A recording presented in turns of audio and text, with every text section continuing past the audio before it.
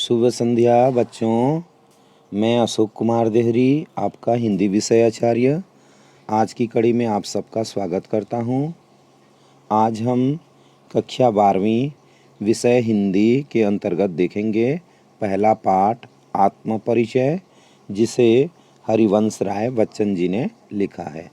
तो आइए कविता की शुरुआत करते हैं। मैं जगजीवन का भार लिए फिरता हूँ, फिर भी जीवन में प्यार लिए फिरता हूँ। कर दिया किसी ने झंकृत जिनको छूकर, मैं सांसों के 2 तार लिए फिरता हूँ। मैं स्नेह सुरा का पान किया करता हूँ, मैं कभी न जग का ध्यान किया करता हूँ। जग पूछ रहा उनको जो जग की गाते, मैं अपने मन का गान किया करता हूँ।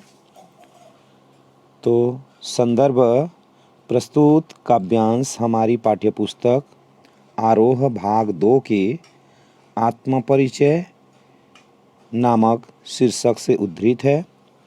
इसके रचयिता छायावादोत्तर काल के कवि, छायावाद के आगे के जो कवि हैं के कवि हरिवंश राय बच्चन जी हैं।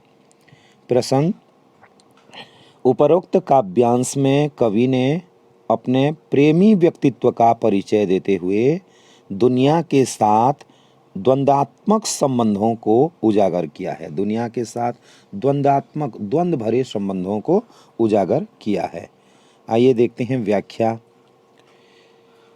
कवि कहता है कि मेरे ऊपर सांसारिक जीवन का दायित्व है। जगजीवन माने सांसारिक दायित्व, सांसारिक गतिविधि।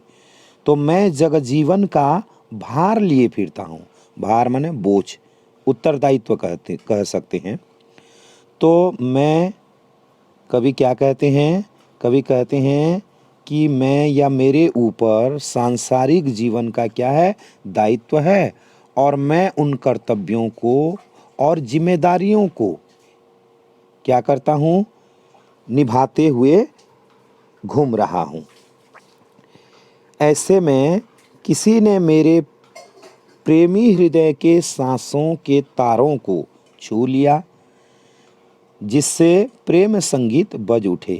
कर दिया किसी ने झंकृत, झंकृत मतलब, झंकृत करना मतलब वीणा के तारों को छूना, ठीक है। झंकृत करना मतलब प्रेम संगीत का गान होना। तो क्या कहता है?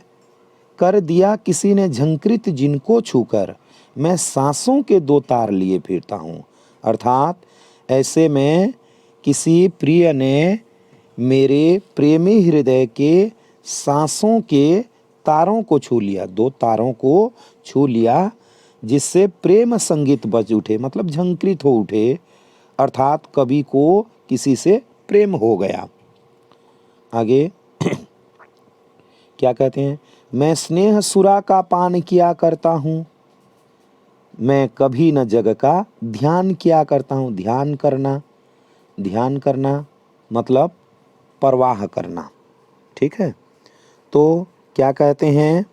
मैं स्नेह रूपी सुरा माने होता है मदिरा। तो मैं स्नेह रूपी मदिरा का सेवन करता हूँ, अर्थात प्रेम के नशे में डूबा रहता हूँ। लोग मुझे क्या कहते हैं? पागल, प्रेमी, आवारा या दीवाना कहते हैं। तो क्या कहता है? मैं कभी न जग का ध्यान करता हूँ, मतलब मैं उनकी परवाह नहीं करता, मतलब मैं संसार वासियों की परवाह नहीं करता, लोगों की परवाह नहीं करता। लोग मुझे कुछ भी कहें, लोग मुझे पागल, प्रेमी, आवारा, दीवाना कहते हैं, मैं उनकी परवाह नहीं करता। फिर क्या कहता है? जग पूछ रहा उनको जो जग की गाते। जग पूछ रहा, पूछना, ठीक है। पूछने का अर्थ क्या होता है? तो याद रखना, ठीक है। तो क्या कहते हैं? संसार में उन्हीं लोगों को याद किया जाता है, उन्हीं लोगों को पूछा जाता है, उन्हीं लोगों को गुणगान किया जाता है जो सांसारिक लोगों से मेल जोल रखते हैं, ठीक है। जग पूछ रहा उनको जो जग की गाते, गाते मतलब जग की प्रशंसा करते हैं, ठीक है। मैं अपने मन का गान किया करता हूँ। मैं अपने मन की प्रेम भावनाओं का गीत गाए हुए घूमता रहता हूँ। ठीक है, समझ में आ गया। तो कवि क्या कहते हैं? कवि कहता है कि मेरे ऊपर सांसारिक जीवन का दायित्व है, मैं उन कर्तव्यों और जिम्मेदारियों का बोझ लिए हुए हूँ। ऐसे में किसी प्रिय ने मेरे प्रेमी हृदय के सांसों के तारों को छू लिया, जिससे प्रेम संगीत बज उठे। अर्थात कवि को प्रेम हो गया है। फिर अगली पंक्ति में कहते हैं, मैं स्नेह रूपी मदिरा का सेवन करता हूँ, अर्थात प्रेम के नशे में डूबा रहता हूँ। लोग मुझे पागल, प्रेमी, आवारा, दीवाना कहते हैं। मैं उनकी परवाह नहीं करता हूँ। संसार में उन्हीं लोगों का गुणगान किया जाता है जो सांसारिक लोगों से मेल जोल रखते हैं। मैं तो अपने मन की प्रेम भावनाओं का गीत गाते हुए घूमता रहता हूँ। तो आप सबको समझ में आ गया होगा। चलिए आगे देखते हैं विशेष। तो स्नेह सुरा व सांसों के तार, इसमें कौन सा अलंकार है? रूपक अलंकार है। स्नेह सुरा व सांसों के तार में रूपक अलंकार है। जग जीवन स्नेह सुरा में ज ज वर्ण की आवृत्ति के कारण, स स वर्ण की आवृत्ति के कारण कौन सा अलंकार होगा? तो अनुप्रास अलंकार है। जग जीवन स्नेह सुरा में अनुप्रास अलंकार है। किस भाषा का प्रयोग है? खड़ी बोली का प्रयोग है। पंक्तियां रुबाइयां हैं। रुबाई एक छंद होता है जो अंग्रेजी का एक छंद है, जिसमें तीसरी पंक्ति को छोड़ करके पहली, दूसरी और चौथी पंक्ति तुकांत हैं। कहने का अभिप्राय, जैसे मैं जगजीवन का भार लिए फिरता हूँ, फिर भी जीवन में प्यार लिए फिरता हूँ। तीसरी पंक्ति को देखिए, ये भिन्न है। फिर मैं सांसों के दो तार लिए फिरता हूँ, मतलब ये इसमें पहले, दूसरे और चौथे पंक्ति में तुकांत होता है, तीसरा पंक्ति में तुकांत रहित होता है, तो उसको रुबाइयाँ छंद कहते हैं। तो पंक्तियाँ जो हैं किस छंद में लिखी गई है? तो रुबाई छंद में लिखी गई है। तो पहला जो ये पंक्तियाँ हैं, ठीक है, समझ में आ गया होगा पहली कविता जो है। अगली कविता देखते हैं।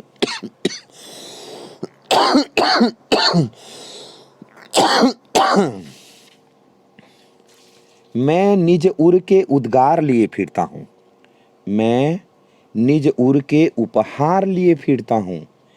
है यह अपूर्ण संसार न मुझको भाता, मैं स्वप्नों का संसार लिए फिरता हूँ। मैं जला हृदय में अग्नि दहा करता हूँ, सुख दुख दोनों में मग्न रहा करता हूँ। जग भव सागर तरने को नाव बनाए, मैं भव मौजों पर मस्त बहा करता हूँ। तो प्रसंग तो संदर्भ तो जानते ही हैं कि वही है। प्रस्तुत काव्यांश हमारी पाठ्य पुस्तक आरोह भाग 2 के आत्म परिचय शीर्षक से उद्धृत है, और इसके कवि कौन है? तो हरिवंश राय बच्चन जी हैं। प्रसंग, उपरोक्त काव्यांश में कवि ने अपने हृदय के उद्गार, उद्गार माने क्या होता है? भाव, ठीक है, अपने हृदय के भाव, स्वप्नों और जीवन के सुख दुख का वर्णन किया है। ठीक है, कवि कहता है कि मैं अपने हृदय के प्रेम भाव को लिए घूमता फिरता हूँ। मैं निज उर, उर माने होता है हृदय, के उद्गार लिए फिरता हूँ, उद्गार माने होता है भाव। तो मैं अपने हृदय के प्रेम भाव, प्रेम रूपी भाव को लिए घूमता फिरता हूँ। ठीक है, इस प्रेम के उपहार को मैं अपने हृदय से सबको देने के लिए घूमता हूँ। मैं निज उर के उपहार लिए फिरता हूँ। उपहार माने भेंट। ठीक है, तो कवि क्या कहता है? मैं इस प्रेम के भेंट को अपने हृदय से सबको देने के लिए घूमता हूँ। ठीक है, फिर क्या कहता है? परंतु यह संसार अपूर्ण है यह अपूर्ण संसार न मुझको भाता। कवि क्या कहते हैं? परंतु यह जो संसार है अपूर्ण है, अर्थात संसार प्रेम विहीन है। ठीक है, न मुझको भाता, यहाँ मेरे प्रेम की कोई कद्र नहीं करता, इसलिए यह संसार मुझे अच्छा नहीं लगता। भाना माने अच्छा लगना, तो मुझको नहीं भाता। तो कवि क्या कहता है? कवि कहता है कि यह जो संसार है अपूर्ण है। क्यों अपूर्ण है? क्योंकि संसार प्रेम विहीन है।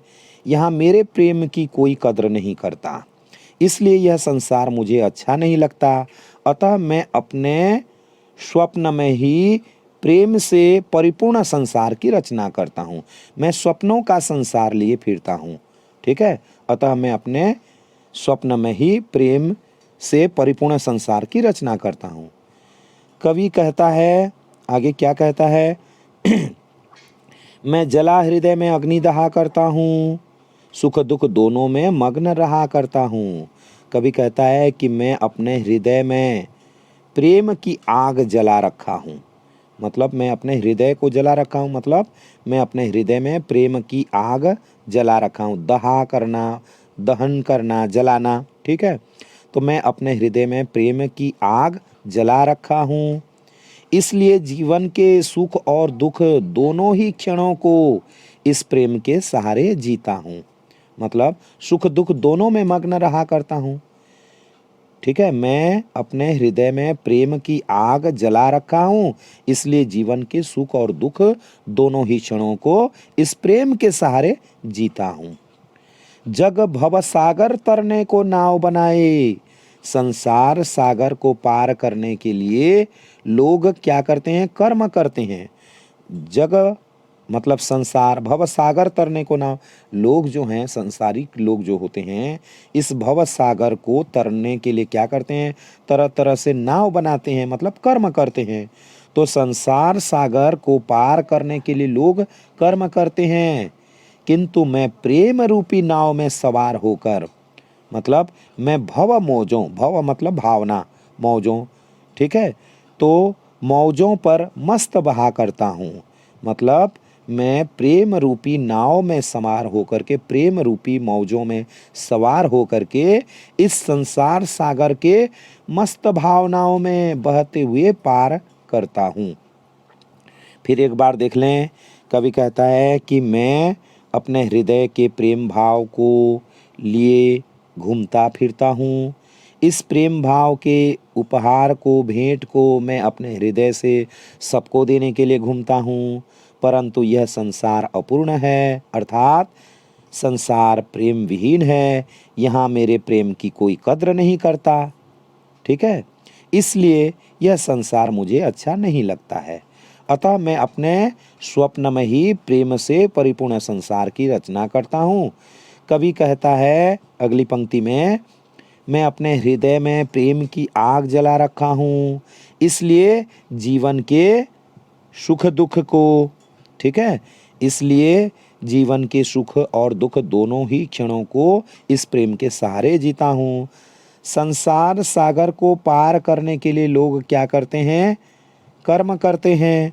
ठीक है, किंतु मैं प्रेम रूपी नाव के सहारे या नाव में सवार होकर इस संसार सागर को मस्त भावनाओं में बहते हुए पार करता हूँ। तो समझ में आ गया होगा। विशेष देखते हैं, स्वप्नों का संसार 100 वर्ण की आवृत्ति के कारण अनुप्रास अलंकार। भव सागर, भव मौजों में कौन सा है? तो रूपक अलंकार है। भव रूपी सागर, भव रूपी मौज। ठीक है, भाषा खड़ी बोली का प्रयोग हुआ है। रस कौन सा रस है? तो श्रृंगार रस की अभिव्यक्ति हुई है। पंक्तियाँ वही रुबाई छंद है, जहाँ तीसरी को छोड़ करके पहली, दूसरी और चौथी पंक्ति क्या होती है? तुकांत होती है। तो आज के लिए इतना ही।